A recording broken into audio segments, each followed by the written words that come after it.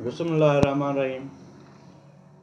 मां आफ्ताब अहमद मर मेहनत कश यूनियन जो सदर एग्रीकल्चर इंजीनियरिंग डिपार्टमेंट खां सभिनी सियासी जमातुनि ऐं पंहिंजे ऑफिसरनि खां मुखातिबु आहियां त असांजे इदारे जे अंदरि मोहम्मद हसन शेख ऐं इशफाक भट्टी जेको ज़ुल्म करे रहियो आहे, हुननि पंहिंजे मनपसंदि माण्हुनि खे 4-4, 5-5 बिल्डोज़र मशीना ॾिनियूं आहिनि ऐं ॿियनि मुलाज़िमनि खां खसे करे उन्हनि जा तमामु नाजाइज़ी कई आहे।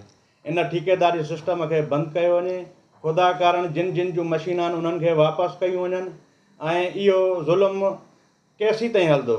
आख़िर असांजो मुतालबो इहो आहे DG एग्रीकल्चर खां ऐं सेक्रेटरी एग्रीकल्चर खां, मिनिस्टर एग्रीकल्चर खां, त हीउ ज़ुल्म ख़तमु कयो वञे ऐं इन जी इंक्वायरी रखी वञे।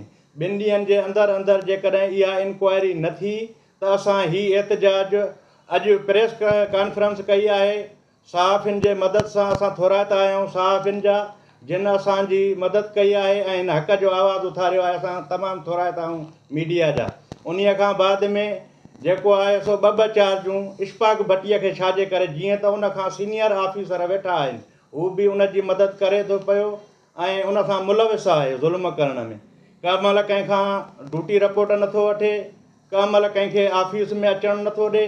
आख़िर इशफाक भट्टीअ जूं ज़ियारतियूं इहे छो थियूं थियनि?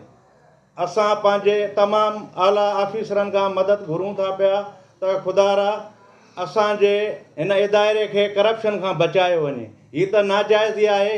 हिकिड़ो असिस्टेंट फोरमैन थी करे 5 मशीननि जी ठेकेदारी कीअं थो हलाए सघे? आख़िर जेको आहे सो एग्रीकल्चर जे तमामु ऑफिसरनि खे कहिड़ी मजबूरी आहे जेको इन जी ॻाल्हि ॿुधनि था पिया? आख़िर उहा कहिड़ी ताक़त आहे? मां त चवां थो पियो इहो मोहम्मद हसन शेख जेको असिस्टेंट फोरमैन आहे, इन जी त का न का हैसियत आहे, न का ताक़त आहे। आख़िर अवां ऑफिसरनि खे कहिड़ियूं मजबूरियूं दरपेश आयूं आहिनि? महिरबानी करे असां सां इंसाफ़ कयो वञे ऐं मुंहिंजे जनरल सेक्रेटरी मोहम्मद मुरीद जी बदिली जेका नाजाइज़ थी आहे उहा बि उनखे वापसि कराई वञे ऐं ॿियो जेको आहे सो मुंहिंजो डिप्टी जेको आहे सो सेक्रेटरी नदीम सोलंगी साहब खे बि ऑफिस में शिकारपुर नथो अचणु ॾिनो वञे। आख़िर इहा कहिड़ी नोयत आहे? आख़िर छो थियूं मुलाज़िमनि सां, नंढड़नि वर्करनि सां छो एतिरियूं ज़्यादतियूं कयूं वञनि थियूं पियूं?